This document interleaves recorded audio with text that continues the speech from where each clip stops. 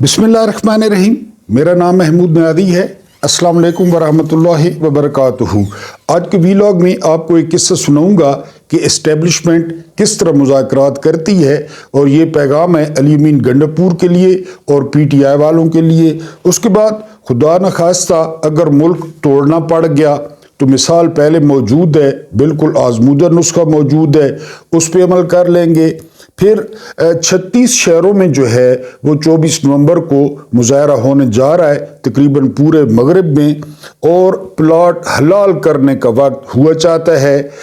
IG Islamabad और IG Punjab ने जो प्लॉट मारे 30-30 करोड़ के 15-15 लाख में, तो अब उनको जो है हलाल करना है। और उसके बाद दहशत गर्दों जैसे सलूक ये किसके साथ होगा, और आखिर में खान को KPK में मुंतकिल कर दें। ये भी कहा जा रहा है कि कॉन्फिडेंस बिल्डिंग मेजर्स के तौर पे इमरान खान को KPK हुकूमत के हवाले कर दें, लेकिन ये ऐसा बिल्कुल मुमकिन नहीं होगा, क्योंकि वहाँ पे इमरान खान की तस्वीर भी आएगी, इमरान खान की तकरीर भी बाहर आ सकती है। तो ये एक शर्त रखी जा रही है मुज़ाकरात में कि इमरान खान को पंजाब की ज़्यादतियों से बचाने के लिए KPK हुकूमत के हवाले कर दिया जाए, लेकिन ऐसा बिल्कुल नहीं होगा, और ये जो है वो सिस्टम या एस्टेब्लिशमेंट ऐसा नहीं करेगी। उसके बाद अज़मा बुखारी, जिस तरह मैंने बताया है कि बहुत कम इतनी ज़ुबान दराज औरतें आपने देखी होंगी जितनी ज़ुबान दराज ये औरत है, और इसने प्रेस कॉन्फ्रेंस की है और प्रेस कॉन्फ्रेंस में कहा है कि जो है वो PTI वालों के साथ दहशत गर्दों जैसा सलूक होगा। अब इससे पत्नी क्या मुराद है, सीधी गोलियां मारी जाएंगी या टैंक लाए जाएंगे या तोपें लाए जाएंगी? जो दहशत गर्द हैं उनको तो आप मार नहीं सक रहे। इससे पहले वाले वीलॉग में आपको बताया तीरा में 12 खूबसूरत फौजी नौजवान शहीद हो गए, तो वहाँ तो पत्नी ये दहशत गर्दों के साथ तो दहशत गर्दों वाला सलूक नहीं होता, लेकिन जो आम पार्टी वर्कर्स हैं जो पुरअमन एहतजाज करते हैं, तो उस खातून ने कहा है कि PTI वालों के साथ जो है वो दहशत गर्दों वाला सलूक होगा। एक खिलाड़ी ने दूसरी दफ़ा अपनी तरफ गोल कर दिया, तो कप्तान ने गुस्से में आकर कहा कि सामने गोल क्यों नहीं करते? तो वो खिलाड़ी कहता है कि वो करो नहीं देने, वो करने नहीं देते। इनका है ये हिसाब, दहशत गर्द इनके हाथ लगते नहीं हैं, और ये PTI वालों पे शेर है, PTI वालों के साथ बहरहाल जी करें सलूक, आपकी मर्जी है। उसके बाद 24 नवंबर को दुनिया के जो है वो 36 शहरों में, बड़े शहरों में ओवरसीज पाकिस्तानी मुजाहरा कर रहे हैं। इसमें जो अहम तरीन है वो 10 डाउनिंग स्ट्रीट है, जो बरतानवी वज़ीर आज़म हाउस की, बरतानवी वज़ीर आज़म की रहायशगाह है, वहाँ पे मुजाहरा है। इसके अलावा टाइम स्क्वायर अमेरिका में बड़ी मशहूर जगह है, वहाँ पे मुजाहरा है।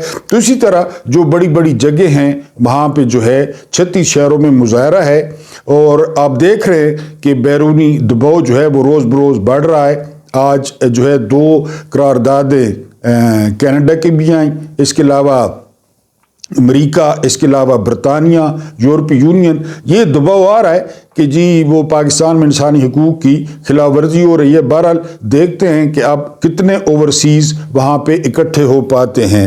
अगली बात यह है, मैंने आपको 1-2 दिन पहले रिपोर्ट किया था कि IG KPK, IG जो है वो पंजाब और IG इस्लामाबाद को, इनको नवाजने के लिए जो है वो इस्लामाबाद में वो 30-30 करोड़ का, 25-25 करोड़ का जो है वो प्लॉट वो 15-15 लाख में जो है वो दिया गया है। क्योंकि इस्टेब्लिशमेंट जिसको कहती है ये काटते हैं, चक मारते हैं। इस्टेब्लिशमेंट जिसको कहती है उसके घर ये फलांग जाते हैं। क्योंकि मैंने आपको बताया ना कि जो पुलिस है ना वो सियासतदानों के दम पर इतना कुछ नहीं करती, वो सियासतदानों पे एतबार नहीं करते। हाँ, इस्टेब्लिशमेंट पे ना वो उनके दम पे सारा कुछ करती है, और उनको यकीन होता है कि इस्टेब्लिशमेंट हमें कुछ नहीं होने देगी, हमारा ख्याल रखेगी। अभी मैंने आपको बताया कि ऐसा इलाका इस्लामाबाद का जहाँ पे एक प्लॉट 25 करोड़ का 30 करोड़ का आता है, तो इनको जो है वो दिया गया है 15-15 लाख में। یعنی یہاں میں راولپنڈی کینٹ میں رہتا ہوں تو ایسا علاقہ ہے بڑا یعنی گیگ گزرا علاقہ ہے، کوئی پوش ایریا نہیں ہے، یہاں پہ 15 لاکھ کا مرلہ ہے، یہ میں راولپنڈی کی بات کر رہا ہوں، 15 لاکھ کا مرلہ ہے، ان کو 15 لاکھ کا پورا پلاٹ ملا ہے، تو کس دن کے لیے ملا ہے؟ اسی دن کے لیے ملا ہے۔ یہ ظلم کریں گے، یہ جبر کریں گے، یہ فسطائیت کریں گے، یہ انسانیت کو پیروں تلے روندیں گے، یہ 11 ماہ کے بچے کو بیڈ سے نیچے پٹکیں گے، یہ 9 سال کی بچی سے جو ہے نا وہ تفتیش کریں گے، تو اسی لیے ان کو اور ان کے دن آ گئے 24 نومبر کو، اور کوئی کہہ رہا ہے کہ اٹک کا پل کراس نہیں کرنے دیں گے، کوئی کہہ رہا ہے جی کہ یہ کر دیں گے، کوئی کہہ رہا ہے وہ کر دیں گے، کیونکہ پیچھے اسٹیبلشمنٹ ہے، انہوں نے کہا ہے کہ جی بالکل گو آن، جو مرضی ہے کرنا ہے کریں، ان کے ساتھ یہ کوئی پاکستانی تھوڑے ہی ہیں، یہ تو پی ٹی آئی کے ہیں۔ تو بہرحال انہوں نے اب پلاٹ بھی حلال کرنے ہیں۔ اب ہم آتے ہیں اپنے مین مدعے پہ، اسٹیبلشمنٹ مذاکرات کس طرح کرتی ہے۔ بھٹو صاحب گرفتار ہو گئے، گرفتار ہونے کے بعد جو ہے نا بھٹو صاحب کی ضمانت ہو گئی، یہ مارشل لاء لگ چکا تھا، ضیاء کا جو اسلام تھا وہ سوا نیزے پہ تھا، اور بھٹو صاحب کی ضمانت ہو گئی۔ یحییٰ بختیار یہ کوئٹہ کے تھے، بڑی مشہور اداکار ہیں، زیبا بختیار اس کے ابو تھے، یہ بے نظیر دور میں اٹارنی جنرل بھی بنے تھے یحییٰ بختیار، بہرحال انہوں نے زبردست کیس لڑا اور بھٹو صاحب کی ضمانت ہو گئی۔ بھٹو صاحب لیکن جہاں بھی جاتے نا تو پیچھے ایجنسیاں آئی بی ہو گئی اور ایم آئی ہو گئی اور آئی ایس آئی، یعنی سارے اس کا بھٹو کا پیچھا کرتے۔ ایک دفعہ بھٹو صاحب پنڈی آئے تو پیچھے قطاریں، یعنی وہی نگرانی والے۔ پھر بھٹو صاحب، آپ کو پتہ ہے بھٹو صاحب تھے، انہوں نے ڈرائیور کو کہا کہ آرمی ہاؤس چلو، وہ ڈرائیور جو ہے نا آرمی ہاؤس پہنچ گیا، ضیاء کو بتایا گیا، پیچھے ایجنسیوں کی دوڑیں لگ گئی کہ بھٹو کی گاڑی آرمی ہاؤس کی طرف چلی گئی ہے، ایجنسیوں کی دوڑیں لگ گئیں، وہ بھی پہنچ گئے لیکن فاصلہ رکھ کے، تو ضیاء کو بتایا گیا کہ بھٹو صاحب آئے ہیں، تو ضیاء بڑا حیران ہوا کہ ویسے بھی لومڑی والی طبیعت تھی ضیاء کی کہ جی بھٹو صاحب۔ بہرحال وہ گیراج میں آیا، اس نے بھٹو کو سلوٹ کیا، بھٹو کو اندر لے گیا اور بٹھایا، اور بھٹو نے جاتے ہی کہا کہ مجھے ضمانت مل گئی ہے لیکن تمام جو حکومتی ایجنسیاں ہیں انہوں نے میرا جینا حرام کر رکھا ہے، وہ میرا پیچھا کر رہی ہیں، مجھے کہیں بھی جانے نہیں دیتے۔ تو بھٹو صاحب نے اسی وقت فون کیا کمشنر پنڈی سعید مہدی کو، جو آج کل نواز شریف کے ساتھ ہی ہیں۔ سعید مہدی بھاگ گیا ہے، اور انہوں نے سعید مہدی کو کہا کہ تم جانتے ہو یہ کون ہے؟ تو سعید مہدی نے کہا جی سابق وزیر اعظم ہیں، ذوالفقار علی بھٹو ہیں۔ تو ضیاء صاحب نے کہا کہ سابق نہیں، یہ آنے والے بھی جو ہے نا وہ ہمارے وزیر اعظم ہیں، کیونکہ ضیاء نے اعلان کر رکھا تھا 90 دن میں الیکشن کا، یہ ہمارے آنے والے بھی وزیر اعظم ہیں، اور کتنے بڑے آدمی ہیں، تم جانتے ہو اس بات کو؟ خبردار اگر ان کا پیچھا کیا گیا، ان کے فون ٹیپ کیے گئے، ان کو تنگ کیا گیا تو میں ٹانگیں توڑ دوں گا۔ سعید مہدی کہتے ہیں میرا گلا خشک ہو گیا، میں نے کہا ٹھیک ہے۔ بہرحال جی بھٹو صاحب کو کہا کہ بالکل آپ بے فکر ہو جائیں، آئندہ کوئی اس قسم کی شکایت نہیں ہوگی، اور بقول سعید مہدی بھٹو صاحب کو جو ہے وہ ضیاء گراج تک چھوڑنے آئے، گاڑی میں بٹھایا، اور گاڑی میں بٹھانے کے بعد جو ہے سلوٹ بھی کیا، یہ سعید مہدی کہتے ہیں سلوٹ بھی کیا، اور جو ہی بھٹو صاحب کی گاڑی نکلی تو مجھے جو ہے نا وہ ضیاء نے کہا کہ زبردست، اس کا مطلب ہے کہ تم زبردست جو ہے وہ ڈیوٹی کر رہے ہو، بالکل اسی طرح کرو، تن کے رکھو، بالکل پیچھا کرو اور آزادی سے نہ جینے دو۔ یہ ہے اسٹیبلشمنٹ کے مذاکرات۔ علی مین گنڈاپور 2 گھنٹے ملاقات کریں، 1.5 گھنٹے ملاقات کریں، یقین دہانیاں حاصل کریں، بیرسٹر گور کریں۔ باجوہ نے عمران خان سے اتنے وعدے کیے کہ ابھی 25 مئی والا لانگ مارچ ختم کر دیں، ابھی جو ہے نا وہ اسمبلیاں توڑ دیں، دستی جو ہے نا الیکشن کرا دیں گے، بالکل یہ اہم ہیں۔ اب آگے پی ٹی آئی کی مرضی ہے، ہم کوئی پی ٹی آئی کے نہ لیڈر ہیں، نہ ہم جو ہے نا پی ٹی آئی کے کوئی رہنما ہیں، ہم تو جو گراؤنڈ پہ دیکھتے ہیں تو اسٹیبلشمنٹ اس طرح مذاکرات کرتی ہے، ہمیشہ اسی طرح مذاکرات کرتی ہے۔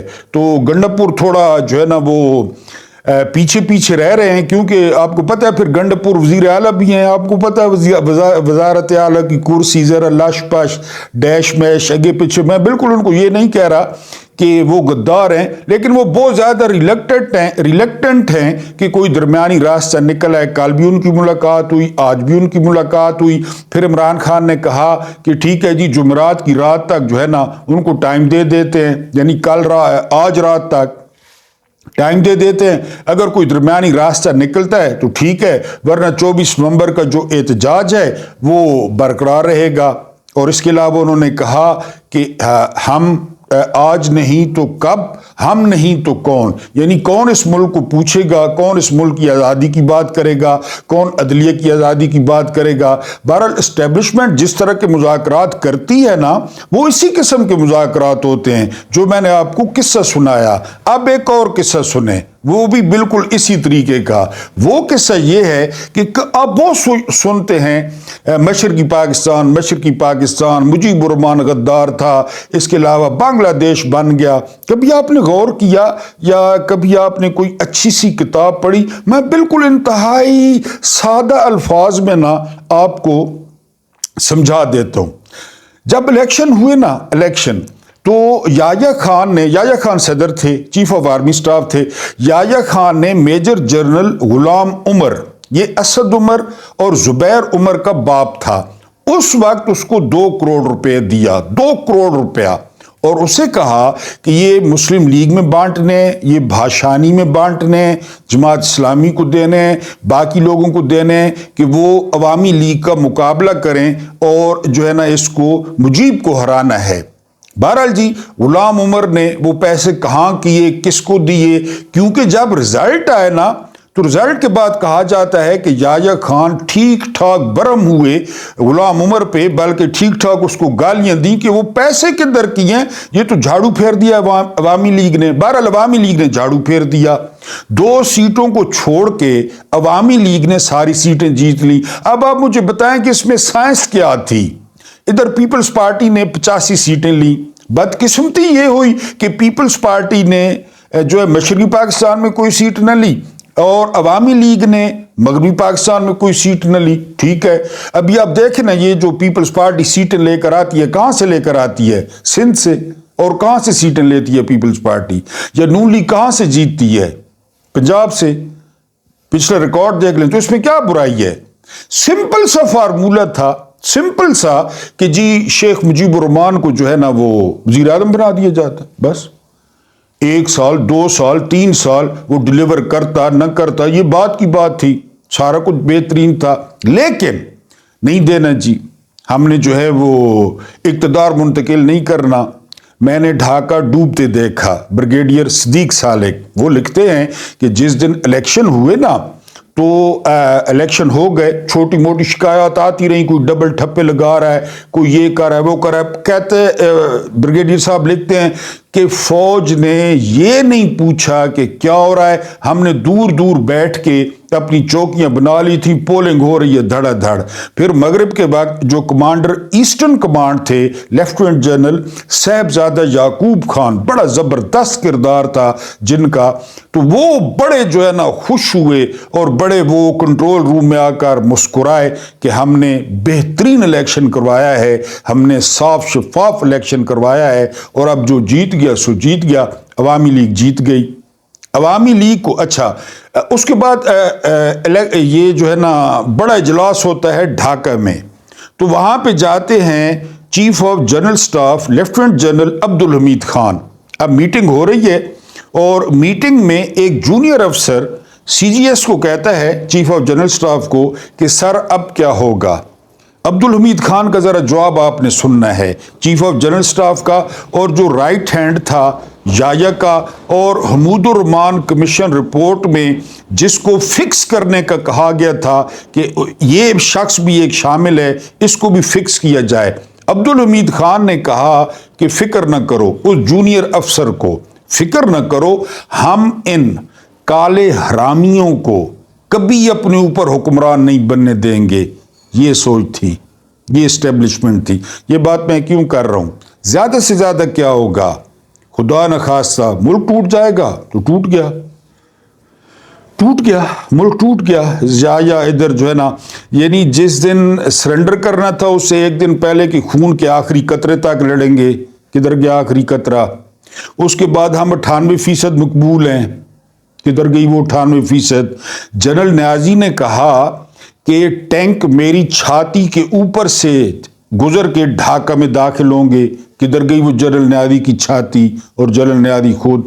اسی طرح ہوتا ہے یہ بات میں کیوں کر رہا ہوں؟